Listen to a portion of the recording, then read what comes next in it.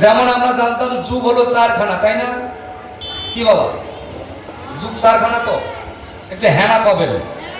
হ্যাঁ, সত্য, ত্রেতা, দাপর, কলি। পুরনো বাউল ছিল যারা, তারা বলে যাচ্ছে বাউলেরও চারখানা ভাগ, চারখানা স্তর, চারখানা দেশ। দেশ যে কাকে কয় বাবা আমার জানা নাই, কিন্তু নাকি চারখানা ভাগ আছে। কি? স্থূল, প্রবক্ত, সাধক, সিদ্ধি।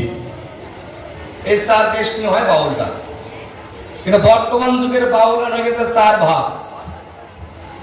যদি বলেন কেমন করে, একটা হলো বাউল গান মানে সুরের বাউল,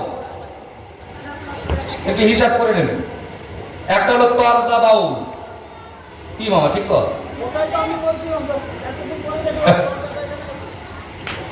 তিন নাম্বার বাউল হলো ডিজে বাউল,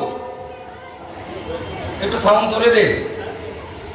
চার নাম্বার বাউল হয়ে গেল কি ঝিঙ্কুনাকুর বাউল। তাহলে ঝিঙ্কুনাকুর বাউলটা কেমন দেখবেন, একজন গান গাবে, চৌদিক দিয়ে সবাই তিন তালান করে নাচবে, ওটাকে বলে ঝিঙ্কুনাকুর। আর একটা ডিজে বাউল কোনটা দেখবেন, দুজন দিক থেকে গান শুরু করবে, সামনে যা আছে একটা বলে রাখবে না, ধীরিম দাম চলছে, ওটা হলো ডিজে বাউল। তরজা বাউল কেমন, নাকি যে যতটুকু গুরুর কাছে অর্জন করেছে সেটুকু একটু বকাবাদ্য করবে, এটা হলো তরজা বাউল।